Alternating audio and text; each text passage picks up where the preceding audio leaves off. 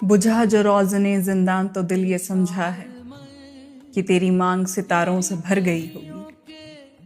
फैज़ साहब की इस नज़्म में रोज़न क्या है, रोज़ने जिंदान क्या है? रोज़न फ़ारसी का एक लफ्ज़ है जिसके मानी होते हैं विंडो, खिड़की या रोशनदान, किसी दीवार में कोई छेद।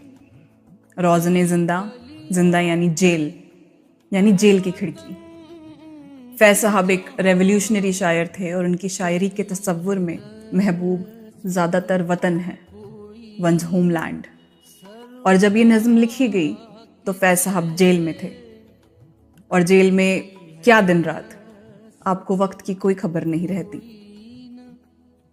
बुझा जो रोज़ने जिंदान तो दिल ये समझा है, यानी जब मेरी जेल की खिड़की से, जेल की रोशनदान से रोशनी आनी बंद हो गई तो मैंने ये समझा कि दिन ढल गया है, कि तेरी मांग सितारों से भर गई होगी और मेरी सरजमीं पर अब रात बिखर गई होगी और तारे चमक रहे होंगे।